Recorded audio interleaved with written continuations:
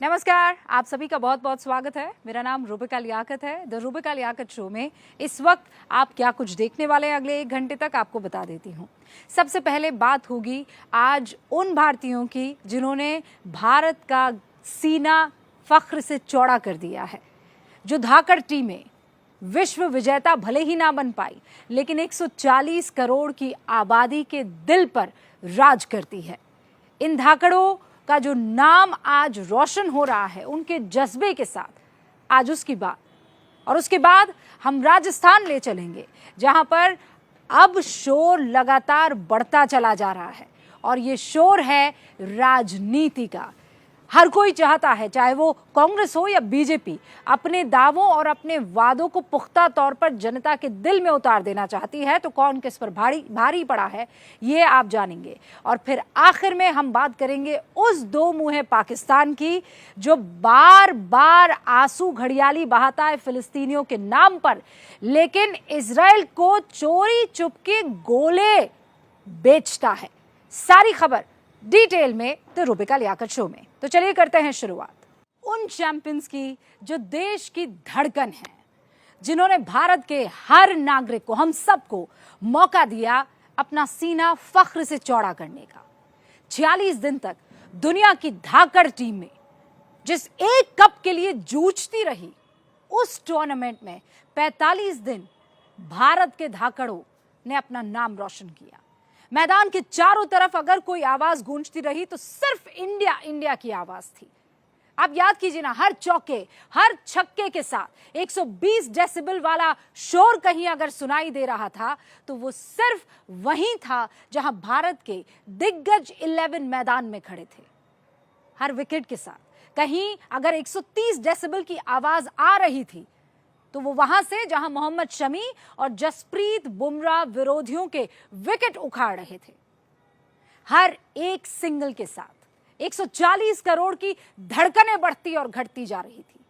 हर जीत के साथ हमारी उस प्यारी टीम पर, उनके खिलाड़ियों पर विश्वास और मजबूत होता जा रहा था। लेकिन रविवार की रात तो हम सब मायूस थे ना। और वो चेहरे याद कीजिए, उन चेहरों पर वो दर्द हम सब देख रहे थे कि नहीं? साफ दिख रहा था कि वो हार का गम कितना है। लेकिन बताइए ना, एक हार क्या हमारी टीम के जज्बे को बयां कर देगी? हमें गर्व है इस पूरे टूर्नामेंट में सिर्फ भारत विजेता की तरह खेला। हमें गर्व है विराट कोहली और रोहित शर्मा के बल्ले से निकले एक एक रन पर। हमें गर्व है शमी की आग उगलती गेंदों से उखड़े एक एक विकेट पर। हमें गर्व है हमारी टीम इंडिया पर।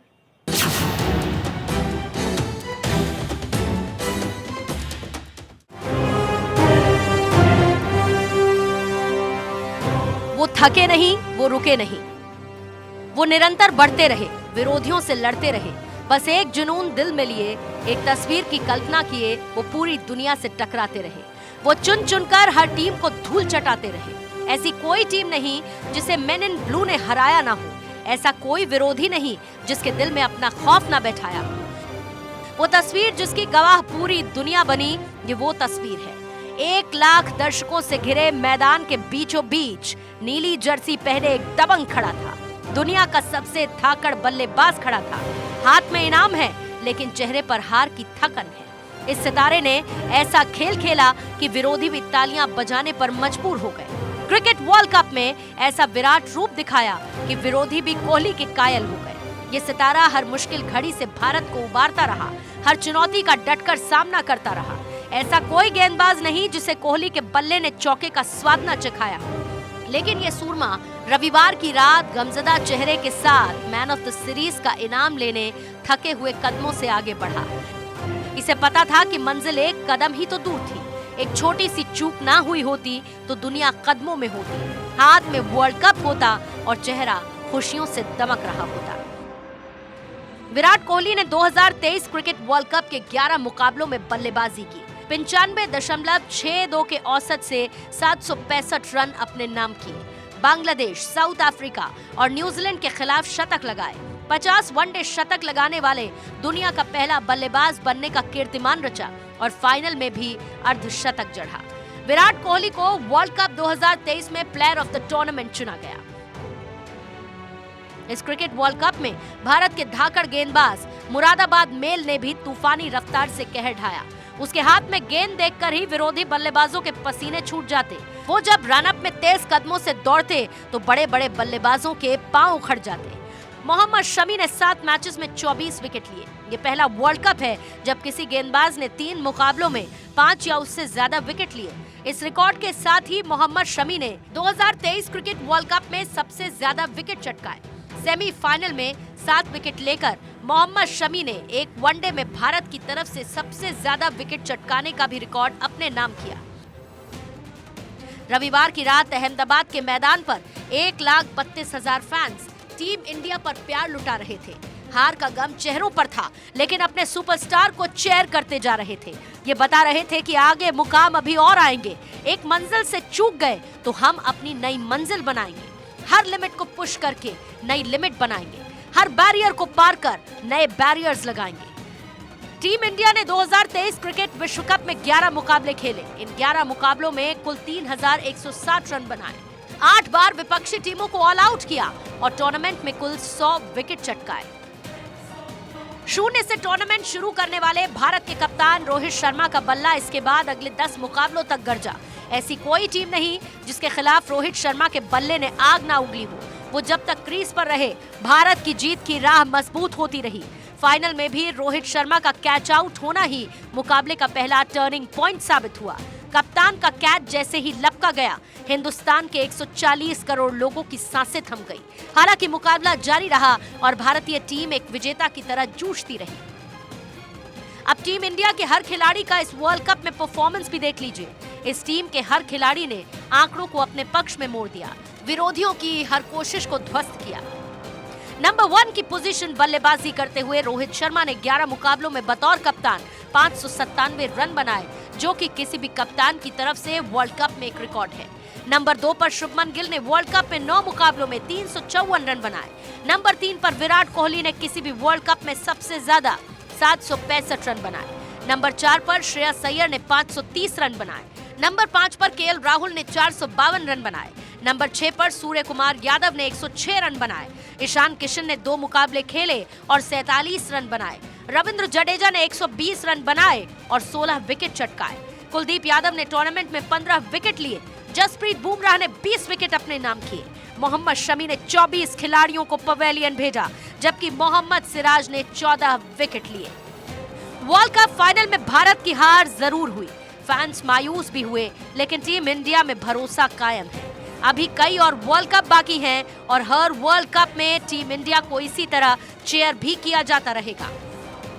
वर्ल्ड कप फाइनल्स के दौरान पीएम मोदी स्टेडियम में भारतीय टीम का हौसला बढ़ाने के लिए मौजूद रहे और कड़े मुकाबले में मिली हार के बाद टीम इंडिया के ड्रेसिंग रूम में पहुंचकर भी खिलाड़ियों की हौसला अफजाई की गई।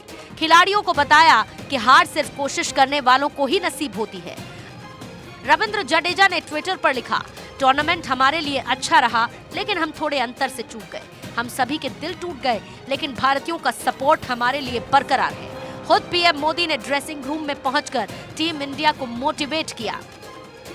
पीएम मोदी ने टीम इंडिया के ड्रेसिंग रूम पहुंचकर खिलाड़ियों से बात की, उनके शानदार खेल की तारीफ की और पीएम मोदी के इस जेस्चर की सोशल मीडिया पर जमकर तारीफ हो रही है। हर कोई पीएम मोदी को ट्रू लीडर बता रहा है। हर कोई यही कह रहा है कि हम दोबारा उठेंगे, दोबारा प्रहार करेंगे। ये एक लीडर की सच्ची पहचान है। हार के बाद भी अपनी टीम के खिलाड़ियों के साथ खड़ा है। उन्हें यह बता रहा है कि एक हार से घबराने की जरूरत नहीं। ड्रेसिंग रूम में पीएम मोदी की तारीफ दुनिया भर में हो रही है। पाकिस्तानी क्रिकेटर दानिश कनेरिया ने भी भारत के पीएम मोदी की तारीफ की और लिखा है कि ड्रेसिंग रूम में जाकर खिलाड़ियों का समर्थन करना ही सच्चे लीडर की पहचान है। टीम इंडिया की हार के बाद राजनीति भी शुरू हुई। शिवसेना नेता संजय राउत ने टीम इंडिया की हार के लिए जो कुछ कहा वो कहीं से भी जायज नहीं। पीएम मोदी तो खिलाड़ियों का हौसला बढ़ा रहे थे और संजय राउत बीजेपी पर ही सवाल उठाते दिखे।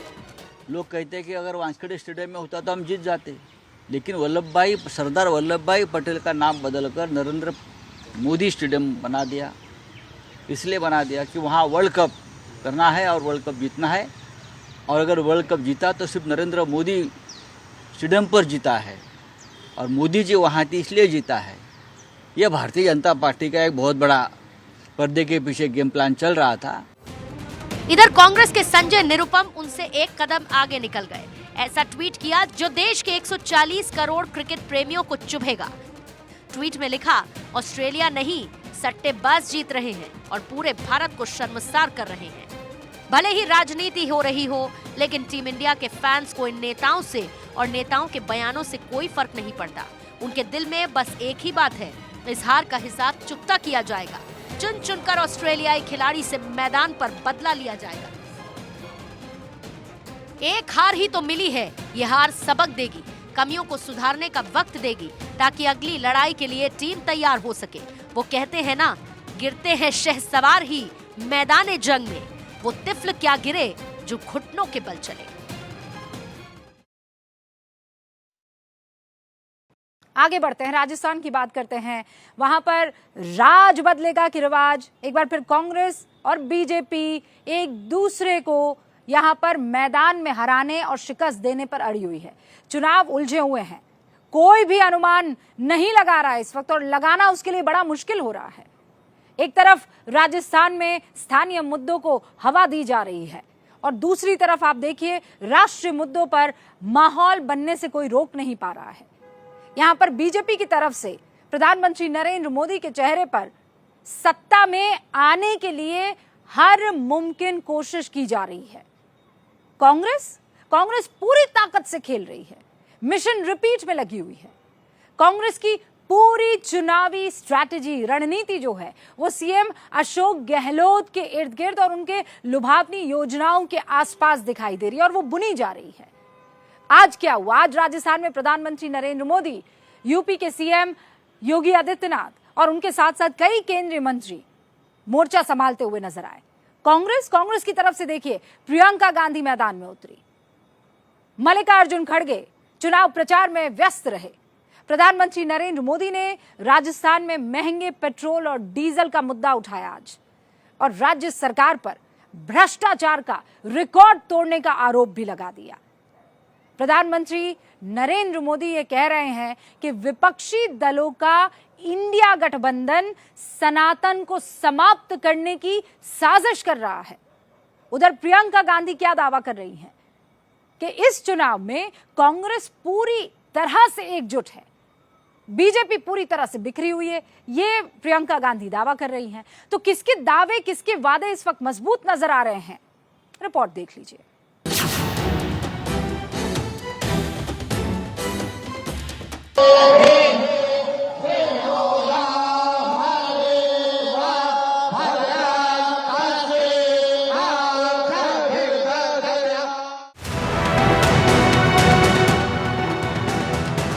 राजस्थान का सियासी महासमर, कांग्रेस बीजेपी में कांटे की टक्कर, चुनावी रण में सूरमाओं की हुंकार,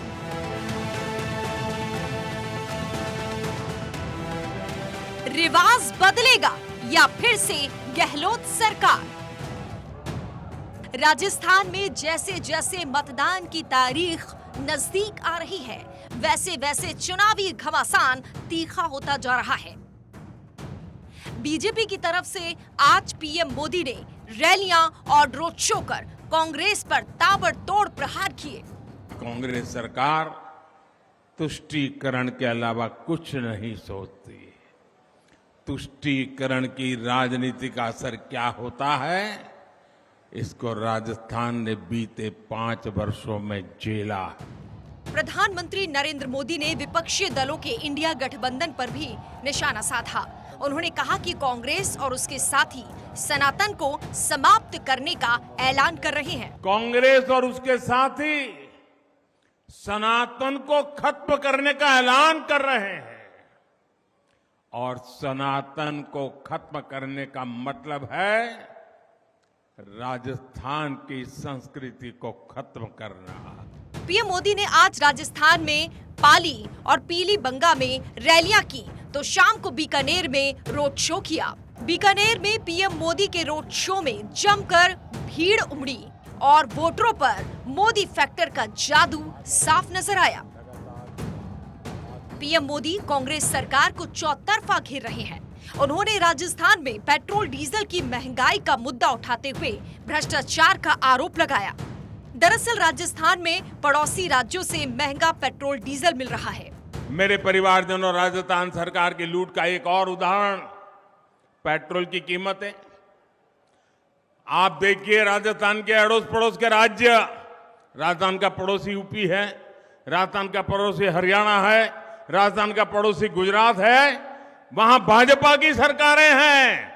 वहां पेट्रोल 97 रुपये प्रति लीटर मिलता है, 97। लेकिन कांग्रेस की राजस्थान सरकार गुजरात, उत्तर प्रदेश, हरियाणा से 12-13 रुपया पेट्रोल एक लीटर का ज्यादा लेती है, क्योंकि यहाँ पेट्रोल डीजल पर सबसे ज्यादा टैक्स लिया जा रहा है। अगर पड़ोसी राज्यों की तुलना करें तो राजस्थान में वैट 31.04% है, जबकि हरियाणा में 18.20%, पंजाब में 13.77%, उत्तर प्रदेश में 19.36%, दिल्ली में 19.40% और गुजरात में 13.70% वैट वसूला जाता है। इसी तरह राजस्थान में डीजल पर वैट 19.3% है, जबकि हरियाणा में 16%, पंजाब में 12%, उत्तर प्रदेश में 17.08%, दिल्ली में 16.75% और गुजरात में 14.9% वैट लगता है। इसके अलावा राजस्थान में 1.5 रुपए प्रति लीटर रोड डेवलपमेंट सेस भी लिया जाता है, जबकि हरियाणा में पेट्रोल पर वैट पर 5% प्रति लीटर और पंजाब में 10% अतिरिक्त कर वसूला जा रहा है। पीएम मोदी ने सवाल उठाते हुए इसे कांग्रेस सरकार की लूट बताया और कहा कि सरकार में आने पर बीजेपी इसकी समीक्षा कराएगी। मेरे परिवारजनों, एक तरफ आपके इस सेवक का सेवा भाव है और दूसरी तरफ राजस्थान में कांग्रेस सरकार का लूट तंत्र है। राजस्थान के किसान ने, कर्मचारी ने, व्यापारी ने, सबने ईमानदारी से टैक्स दिया, लेकिन बदले में उनको क्या मिला? टूटी फूटी सड़कें, गलियां, नालियां, बिजली का अभाव, पानी का अभाव, कमर तोड़ महंगाई और बेरोजगारी। राजस्थान में इस बार बीजेपी ने नया प्रयोग करते हुए सीएम उम्मीदवार का ऐलान नहीं किया है। राजस्थान में परंपरा से हटकर बीजेपी इस बार पीएम मोदी के चेहरे और अपने चुनाव चिन्ह कमल निशान पर वोट मांग रही है। एक तरफ पीएम मोदी के धुआंधार दौरे से बीजेपी गहलोत सरकार के खिलाफ माहौल तैयार कर रही है, तो बीजेपी के स्टार प्रचारक और यूपी के मुख्यमंत्री योगी आदित्यनाथ कानून व्यवस्था के नाम पर सरकार को घेर रहे हैं। सीएम योगी ने जयपुर, दौसा, अलवर और भरतपुर में बीजेपी के लिए वोट मांगे और आरोप लगाया कि पिछले 5 सालों में राजस्थान हत्या, लूट और भ्रष्टाचार के मामलों में नंबर 1 पर पहुंच गया है। 5 वर्ष में ऐसा क्या हो गया कि वह राजस्थान आज विकास में, पर्यटन में, रोजगार देने में, अन्नदाता किसानों के खुशहाली में नंबर 1 पर नहीं है। आज भाइयों बहनों, राजस्थान नंबर 1 में होता है, अपराध में नंबर 1 पर। सीएम योगी ने जनसभा को संबोधित करते हुए राम मंदिर का भी जिक्र किया। उन्होंने कहा कि रामनवमी के मौके पर कांग्रेस राज में कर्फ्यू लग जाता है, जबकि बीजेपी राज में राम मंदिर का निर्माण होता है। रामनवमी के जुलूस पे यहाँ बैन लगाया जाता है, कर्फ्यू लग जाता है, और भाइयों बहनों, एक तरफ कांग्रेस रामनवमी के जुलूस पे बैन लगाती है और दूसरी तरफ भारतीय जनता पार्टी की डबल इंजन की सरकार अयोध्या में राम मंदिर का निर्माण करती है। इस दौरान सीएम योगी ने केंद्र सरकार की जमकर तारीफ की। उन्होंने कहा कि पीएम मोदी के नेतृत्व में देश आज लगातार तरक्की कर रहा है। मोदी जी के नेतृत्व में कांग्रेस जो 55-60 वर्षों तक नहीं कर पाई, मोदी जी ने मात्र 5 वर्ष में, 9 वर्ष के अंदर वो करके दिखाया। खासतौर पर आप देखेंगे इन 9 वर्ष में 12 करोड़ गरीबों को एक शौचालय मिल गया, 4 करोड़ लोगों के लिए 4 करोड़ लोगों को एक आवास मिल गया, 4 करोड़ गरीबों के घर में बिजली के कनेक्शन पहुंच गए, 10 करोड़ गरीबों के घर में उज्ज्वला योजना के कनेक्शन पहुंच गए। राष्ट्रीय नेताओं के अलावा बीजेपी के स्थानीय नेताओं के धुआंधार दौरे भी जारी हैं। पूर्व मुख्यमंत्री वसुंधरा राजे जब अनूपगढ़ जिले के घरसाना में चुनावी रैली करने पहुंची तो एक किसान फूट फूट कर रोने लगा। गुंडा राज ने मेरा पीने का पानी बंद कर रखा है, मुख्यमंत्री के राज में मेरा पीने का पानी जा रहा था। 200 सीटों वाली राजस्थान विधानसभा की 199 सीटों पर 25 नवंबर को मतदान होगा, जबकि श्रीकरणपुर विधानसभा सीट पर कांग्रेस उम्मीदवार की मौत के कारण चुनाव स्थगित कर दिया गया है। इससे पहले 2018 और 2013 में भी एक सीट पर चुनाव नहीं कराए गए थे। इससे पहले 2018 और 2013 में भी एक सीट पर चुनाव नहीं कराए गए थे। राजस्थान में 1998 से कांग्रेस से अशोक गहलोत और बीजेपी से वसुंधरा राजे के बीच सीएम पद की अदला बदली हो रही है। 1998 में 153 सीटें जीतकर कांग्रेस की तरफ से अशोक गहलोत मुख्यमंत्री बने थे, जबकि बीजेपी की 33 सीट आई थी। इसके बाद 2003 में ये आंकड़ा बदल गया। 2003 में बीजेपी ने 120 सीट जीती और 56 सीटें पाकर अशोक गहलोत को पद छोड़ना पड़ा। इसके बाद 2008 में अशोक गहलोत 96 सीटों के साथ फिर मुख्यमंत्री बन गए और बीजेपी को केवल 78 सीट मिली। 2013 में नरेंद्र मोदी की आंधी में कांग्रेस तिनके की तरह उड़ गई और इतिहास में कांग्रेस की सबसे कम 21 सीट आई और वसुंधरा राजे ने 163 सीट जीतकर ऐतिहासिक बहुमत के साथ सरकार बनाई। हालांकि 2018 में चुनाव में कांटे की टक्कर हुई। कांग्रेस को 100 और बीजेपी को 73 सीट मिली, लेकिन अशोक गहलोत निर्दलीय और छोटी पार्टियों की मदद से सरकार बनाने में कामयाब रहे। लेकिन इस चुनाव में बीजेपी ने अपना सीएम कैंडिडेट घोषित नहीं किया है। बीजेपी ने इस चुनाव को पीएम मोदी के करिश्माई और अपने चुनाव चिन्ह के नाम पर जीतने की रणनीति बनाई है। यही वजह है कि कांग्रेस महासचिव प्रियंका गांधी ने अजमेर के केकड़ी में आयोजित रैली में बीजेपी पर तंज कसा। प्रियंका ने दावा किया कि राजस्थान में कांग्रेस के सभी नेता और कार्यकर्ता एकजुट होकर इलेक्शन लड़ रहे हैं, जबकि बीजेपी पूरी तरह बिखरी हुई है। हाल ही में मोदी जी आए थे राजस्थान, मैंने देखा उनका भाषण, कहने लगे कि ये कांग्रेस के नेता एक दूसरे को रन आउट करने में लगते हैं, ऐसा बोला उन्होंने। तो मेरे मन में ये बात आई कि भाई इनके बातों में तो कोई वजन ही नहीं है। हमारे सारे नेता, हमारे सारे कार्यकर्ता एकजुट होकर मजबूत बनकर रणभूमि में उतरे हुए हैं, बल्कि इनको भाजपा की अपनी स्थिति देखनी चाहिए। इनकी स्थिति क्या है? बिखरी हुई है इनकी पार्टी। हिट विकेट तो ये है राजस्थान में भाजपा वाले। वहीं पार्टी नेता सचिन पायलट भी प्रियंका गांधी के साथ मौजूद रहे और उन्होंने भी बीजेपी पर निशाना साधा। उनकी पार्टी जो प्रदेश में यहाँ पर है वो लगातार बार बार हिट विकेट हो रही है, तो रनआउट को तो वो छोड़ दें, हम लोग दोबारा सरकार बनाएंगे और औरों पे आरोप लगाने की बजाय, उंगलियां उठाने की बजाय बेहतर ये था कि अपने अंदर झांकें और देखें कि 10 साल में हमने क्या किया देश के लिए और राजस्थान में आप क्या प्रस्तुत कर रहे हैं, आपका एजेंडा क्या है और आपने 5 साल तक किया क्या एज ऑपोजिशन पार्टी, आपने क्या लोगों के बीच में उनकी जनता की आवाज बनने की कोशिश भी की है। और आज जो ये लोगों में जो रुचि नहीं है भाजपा के प्रचार को लेकर, उस बात का परिणाम है कि उन्होंने कभी कनेक्ट हुआ ही नहीं है। राजस्थान में 25 नवंबर को विधानसभा चुनाव के लिए वोटिंग होनी है। इसके लिए बीजेपी और कांग्रेस पूरी जी जान से मैदान में उतरी हुई है। दोनों पार्टियों के चुनावी मुद्दों की बात करें तो बीजेपी ने अपने चुनावी वायदों में 12वीं पास मेधावी छात्र को फ्री स्कूटी, महिलाओं को केजी से पीजी तक मुफ्त शिक्षा, उज्ज्वला योजना में 400 रुपए का सिलेंडर, मातृ बंधन की रकम दोगुनी यानी 8,000 रुपए करना, पेपर लीक कांड की जांच के लिए एसआईटी का गठन, एम्स, आईआईटी की तरह हर डिवीजन में संस्थान और बेटी के जन्म पर 2 लाख रुपए का बॉन्ड देने का ऐलान किया है।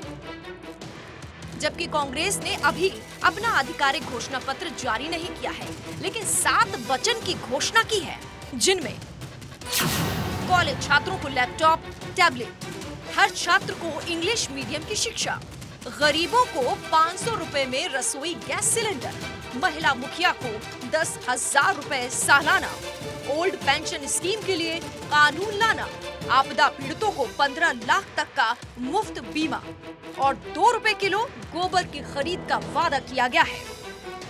राजस्थान के चुनावी समीकरण की बात करें तो दोनों पार्टियों ने टिकट के अलग अलग वर्गों और जातियों को साधने की कोशिश की है।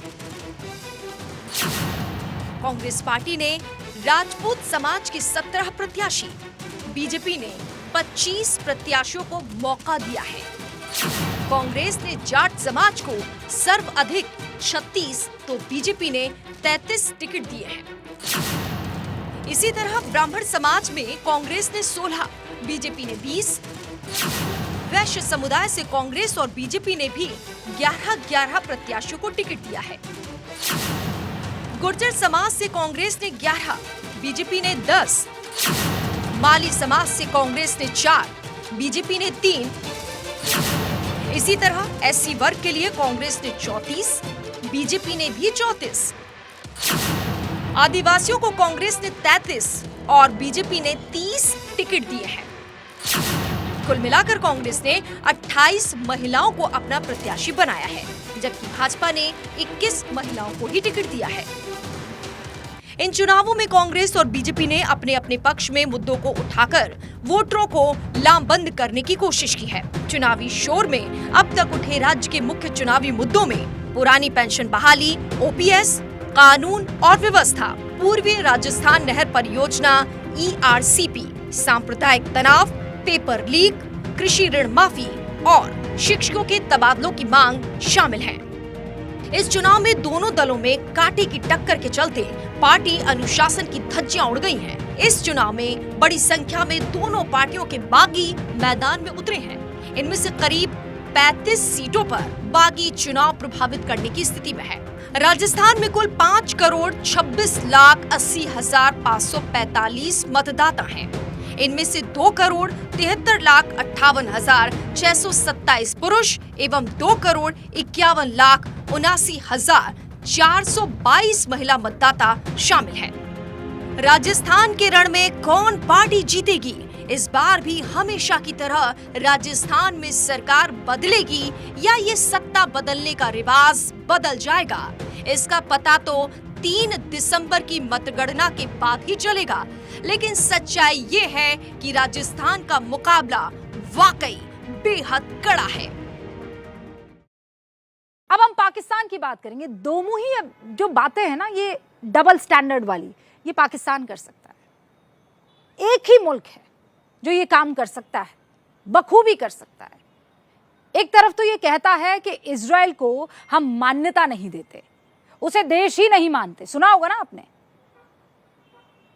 पाकिस्तान के अगर पासपोर्ट पर बकायदा लिखा हुआ पाया जाए, the passport is valid for countries except Israel. मतलब क्या हुआ कि इजराइल को छोड़कर सभी के लिए मान्य है ये पासपोर्ट। लेकिन वही पाकिस्तान अब 155 mm के शेल इजराइल को बेच रहा है। आप यकीन करेंगे? आपको ये तो नहीं लग रहा कि इजराइल जैसे देश को पाकिस्तान जैसे देश से हथियार खरीदने की जरूरत क्यों आ गई, नौबत क्यों आ गई? इतना सा देश इजराइल इतना टेक्नोलॉजिकल जिसे कहते हैं उरूज पर बैठा हुआ है। मैं इसका जवाब दूंगी, लेकिन पहले एक बहुत क्लियर बात आपसे कर देना चाहती हूँ। इजराइल के खिलाफ पाकिस्तान रैलियां निकालता है। वो घोड़ों पर देखा ना आपने, लड़ाके निकलते हैं, हमास के समर्थन में बातें होती हैं। और दूसरी तरफ फिलिस्तीन पर हमले के लिए, फिलिस्तीन पर, हाँ, इजराइल को वो मदद भेज रहा है। और ये कोई और नहीं, पाकिस्तान कर रहा है। आखिर ऐसा खेल क्यों खेलता है पाकिस्तान? पाकिस्तान विकास पर नहीं, भीख मांगने पर विश्वास रखता है। मांग मांग कर उसकी इकोनॉमी किसी तरह से चल पाती है। और अब क्या है, अमेरिका ने कहा होगा कि भाई ऐसा है, तुम इजराइल को जब तक हथियार नहीं दोगे तब तक अपना काम नहीं हो पाएगा। पहले इजराइल को हथियार पहुंचा दो, फिर IMF से लोन हम पास करा देंगे, क्योंकि IMF का चौधरी तो अमेरिका ही है। और आपने देखा भी होगा कि IMF ने पाकिस्तान की जो लोन वाली किस्त है वो जारी करने के लिए हामी भी एक तरीके से भरी दी है। मतलब धर्म सिर्फ दिखावा है, हाँ, असली मकसद माल कमाना है। और यही स्ट्रैटेजी पाकिस्तान इस वक्त निभा रहा है और अपना रहा है। डबल स्टैंडर्ड की पूरी कहानी आपको इस खास रिपोर्ट में देखनी और समझनी चाहिए कि कैसे दो मुहा पाकिस्तान इस्लाम के नाम पर फिलिस्तीन के और हमास तक के साथ खड़ा हो जाता है, लेकिन उसी फिलिस्तीन को खत्म करने के लिए 155 mm के जो शेल है वो इजराइल को बेचने से बाज नहीं आता।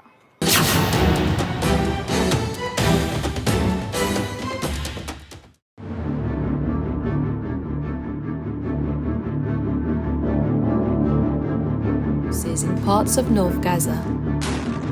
Israel.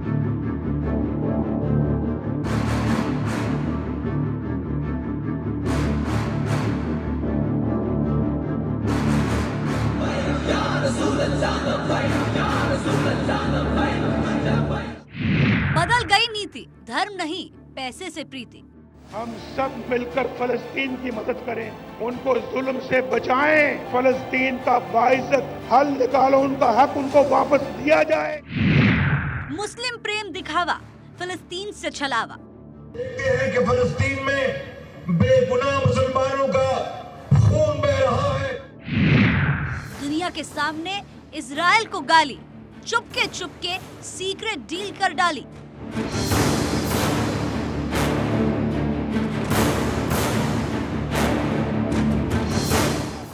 ये तस्वीरें दुनिया के सबसे बड़े डबल स्टैंडर्ड देश पाकिस्तान की है, जो फिलिस्तीन के लिए रोना रो रहा है। मानो पाकिस्तान से ज्यादा दुख किसी देश को ना हो फिलिस्तीन पर हो रहे हमलों का, लेकिन हकीकत कुछ और ही है। पहले पाकिस्तान के इन झूठे मक्कार नेताओं के तरीके तो सुनिए, जो इजराइल के खिलाफ किस तरह हवाई तीर मार रहे हैं, मानो कि पाकिस्तान इजराइल को सबक सिखाना चाहता है। देखिए, पाकिस्तान हरदम से ये डबल गेम खेलता रहता है। पहले भी फलस्तीनियन के साथ कहता है कि वो मुस्लिम वर्ल्ड के साथ, फलस्तीन कॉज के साथ रहता है, हमास के बात करता है, हिजबुल्लाह की बात करता है। और एट द सेम टाइम यदि आप ब्लैक सितंबर की बात करें तो जॉर्डन में जैसे उस ज़माने में जॉल हक ने जैसे ब्रिगेडियर जो कत्लो गारत की थी फिलिस्तीनियों की, तो वो जो डबल स्टैंडर्ड है, तो पाकिस्तान किसी का नहीं है। जो पाकिस्तान इजराइल का अस्तित्व नहीं मानता, जो पाकिस्तान अपने देश के नागरिकों को इजराइल का वीजा नहीं देता, जो पाकिस्तान कहता है कि हमारे नागरिक इजराइल को छोड़कर दुनिया के किसी भी देश में जा सकते हैं, वो पाकिस्तान कितना बड़ा घोटालेबाज है, उसका चाल चरित्र कितना गिरा हुआ है, वो बताती है कि उसकी इजराइल को लेकर डबल स्टैंडर्ड की नीति। दुनिया के सामने इजराइल के अस्तित्व को नकारो और अंदर से उसको हथियार बेचो। दुनिया के सामने फिलिस्तीन की मदद के ड्रामे करो और अंदर से उसी फिलिस्तीन की मौत के लिए 155 mm के शेल बेचो। गजब है ना ये मुल्क और इसकी सियासत। रंग बदलने में तो पाकिस्तान ने गिरगिट को भी पीछे छोड़ दिया है। दुनिया में इतना दिखावा तो मत करो कि जब तुम्हारी पोल खुले तो तुम मुंह दिखाने के काबिल ना बचो। एक तरफ तो आप रिकॉग्नाइज नहीं करते हो स्टेट को, दूसरी तरफ आप उनको सप्लाई कर रहे हो।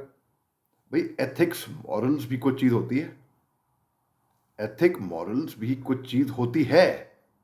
इजराइल तो ले रहा है पाकिस्तान से, उनको अपना मतलब निकालना है, उनको जरूरत है तो ले रहा है, ठीक है। हमदर्दी का दिखावा करता है, उसे असल में कोई मतलब नहीं है फिलिस्तीन से। हमास के आतंकी ढांचे को खत्म करने के लिए इजरायली सेना को पाकिस्तान 155 मिलीमीटर के गोले की आपूर्ति कर रहा है, ऐसा दावा किया है पाकिस्तान के ही मीडिया संस्थान ने। पीपल टॉक शो नाम के पाकिस्तानी मीडिया संगठन के एक्स यानी कि ट्विटर अकाउंट ने फ्लाइट ट्रैकिंग डेटा का एनालिसिस करने के बाद ये दावा किया। पीपल टॉक शो ने दावा किया कि ब्रिटिश वायुसेना के एक विमान ने बहरीन से पाकिस्तान के रावलपिंडी में नूर खान बेस के लिए उड़ान भरी थी। बाद में ये ओमान के माध्यम से सरप्राइज में एक सहयोगी अड्डे पर पहुंच गया। पीपल टॉक शो ने पाकिस्तान के हाथ फिलिस्तीनी नागरिकों के खून से सने होने का आरोप लगाया। पोस्ट में कहा गया है, फिलिस्तीनी नागरिकों और बच्चों का खून पाकिस्तानी सशस्त्र बलों के हाथ में है, इस्लामाबाद के हाथ में है।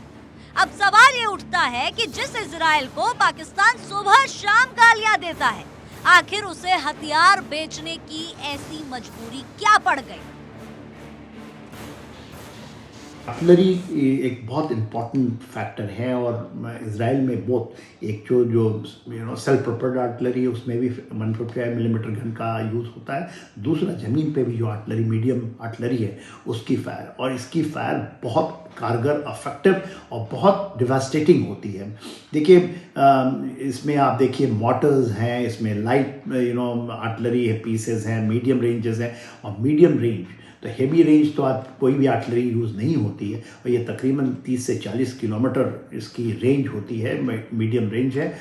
और ये बड़ा जब इसको बराज ऑफ फायर कहते हैं, जब काफ़ी 3-4 एक बैटरी यदि आर्टिलरी की जब फायर होती है तो किसी भी टारगेट पे वो पोलराइजेशंस कर सकती है। स्ट्रक्चर का और जिस तरह से यूज़ हो रही है, और इसकी ये एक इलाके को टोटल न्यूट्रलाइज करने के लिए बहुत अहम माना जाता है। दरअसल पाकिस्तान वो पाकिस्तान है जो पैसों के बदले किसी को भी धोखा दे सकता है, और दुनिया के साथ चीटिंग करने के लिए पाकिस्तान के ये कारनामे कोई नए नहीं है। इससे पहले भी पाकिस्तान पर यूक्रेन की मदद के आरोप लग चुके हैं, तब भी पाकिस्तान ने मना कर दिया था। अमेरिका के दबाव में पाकिस्तान ने पहले यूक्रेन की मदद की और अब इजराइल की कर रहा है, और ये सारा काम पाकिस्तान ने कैसे किया, इसकी पोल खोली है पाकिस्तान के पीपल टॉक शो ने। पीपल टॉक शो ने अपने पोस्ट में लिखा, पाकिस्तान इजराइल को 155 मिलीमीटर के गोले निर्यात कर रहा है। वैश्विक आपूर्ति की कमी के कारण इन हथियारों को इजराइल को निर्यात किया गया है। ब्रिटिश एयरफोर्स RRR 6664/5 ने बहरीन से रावलपिंडी PAF नूर खान बेस तक नूर खान बेस से बहरीन के लिए उड़ान भरी। इजराइल को आपूर्ति करने के लिए बहरीन से डुकम ओमान और डुकम ओमान से साइप्रस तक मित्र देशों के अड्डे तक इसे पहुंचाया गया। हमास और इजराइल में चल रहे युद्ध में 155 मिलीमीटर शेल इतना मजबूत है कि इजराइल लगातार गाजा पट्टी पर हमले करके आगे बढ़ता जा रहा है।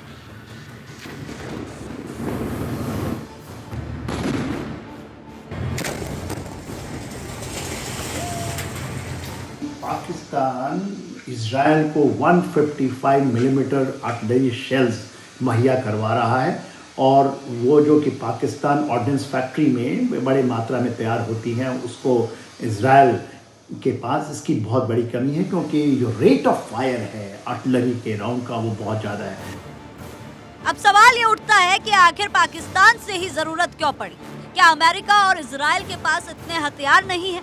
पाकिस्तान इतना समृद्ध देश हो चुका है कि वो अमेरिका और इजराइल से ज्यादा 155 mm शेल बनाता है और दुनिया को एक्सपोर्ट करने की हिम्मत रखता है। दरअसल इसके पीछे की बड़ी वजह है, अमेरिका जैसे देश बड़े हथियार बनाता है, छोटे छोटे हथियार नहीं बनाते।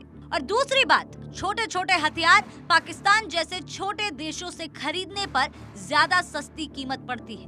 और तीसरी बात, इजराइल को पता थोड़ी था कि हमास अचानक से हमला कर देगा और उसे 155 mm शेल की इतनी भारी मात्रा में अचानक जरूरत पड़ जाएगी।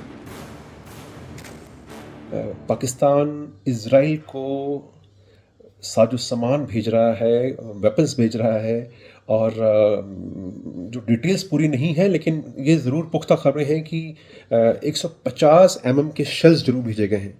ध्यान रहे, पाकिस्तान में छोटी म्यूनिशंस बनाने की महारत है और वो काफ़ी सालों से बनाता रहा है, और उसने यूक्रेन को भी वक्त पड़ने पर आवश्यक सहायता दी थी। पाकिस्तान के नेता आए दिन गाते रहते थे, हमारे पास हथियार है, हमारे पास परमाणु है। तो अमेरिका ने सोचा होगा वैसे भी पाकिस्तान हथियारों का शोर मचाता है और पाक आर्मी का काम भी तो पैसा कमाना ही है, तो क्यों ना सस्ते दामों पर पाकिस्तानियों को ही 155 mm शेल बनाने का ठेका दे दिया जाए। और ये अमेरिका के कहने पे और किया है। दूसरा बात उसके बहुत इसके अंदर में पाकिस्तान की जिस तरह से खस्ता हालत है, तो उसके अंदर में उसको अच्छी खासी कमाई हो रही है। जो पाकिस्तान में आज का जो मिलिट्री इस्टेब्लिशमेंट है और वो उसकी लेगेसी जो है वो बाजवा लेगेसी है। और आपको याद होगा बाजवा को जब वो रिटायर हो रहे थे तो पेंटागन में उसको अमेरिकन पेंटागन में बहुत ज़्यादा उनको रिस्पेक्ट के तौर पर, जितने हमारे डिफेंस मिनिस्टर राजनाथ सिंह को दिया गया था उसी तरह उनके पेंटागन में स्वागत हुआ था और उसकी विदाई हुई थी। और जो आसिम मुनीर साहब हैं उसी लेगेसी को कैरी करते हैं कि दो नाव में दोनों तरफ से स्ट्रैटेजिकली वो अपने को बैलेंस करके चल रहे हैं।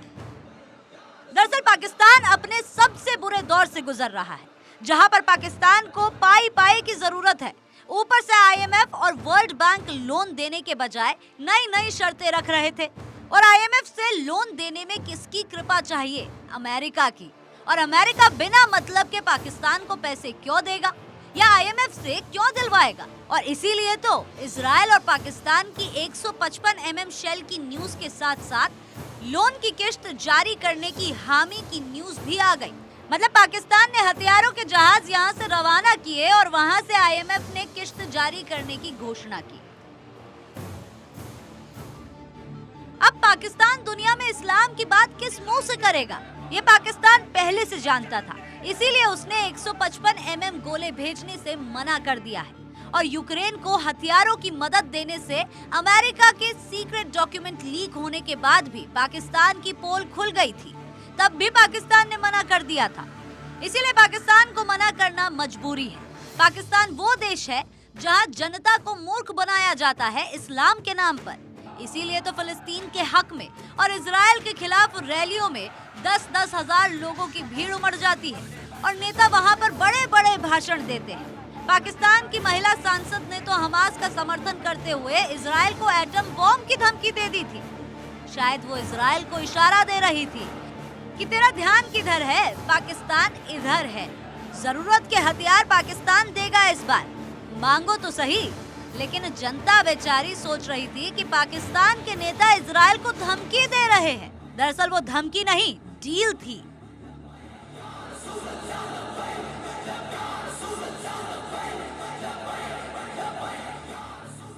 वो कहावत आपने सुनी होगी, हाथी के दांत खाने के कुछ और दिखाने के कुछ और।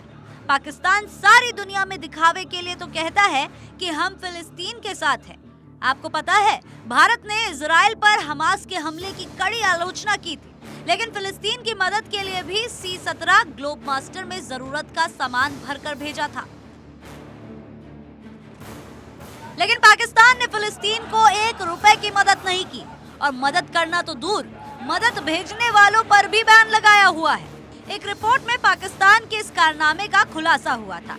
पाकिस्तान के सोशल मीडिया इन्फ्लुएंसर और पत्रकार वकास अहमद ने बैंक का सर्कुलर अटैच करते हुए पाकिस्तान की पोल खोली थी, जिसमें साफ लिखा हुआ था कि फिलिस्तीन के लिए 1 भी रुपए का डोनेशन नहीं लिया जाए। पाकिस्तान के सबसे बड़े बैंक अल फलाह ने ये नोटिस जारी किया था। तो सोचिए, जो पाकिस्तान फिलिस्तीन पर बड़ी बातें तो कर रहा है, लेकिन फिलिस्तीन की 1 रुपए की मदद नहीं कर रहा, सिर्फ ड्रामा कर रहा है। यानी फिलिस्तीनियों के लिए उसका दर्द सिर्फ राजनीतिक ड्रामा है। उसे हकीकत में फिलिस्तीनियों से कोई लेना देना नहीं है, लेकिन फिलिस्तीन के नाम पर मजहबी खेल जरूर खेल रहा था। और सारी दुनिया जान चुकी है कि पाकिस्तान गिरगिट से भी ज्यादा रंग बदलने में माहिर है। गिरगिट भी पाकिस्तान को देखकर शर्मा जाए कि कहीं पाकिस्तान मेरा नाम मिट्टी में ना मिला दे।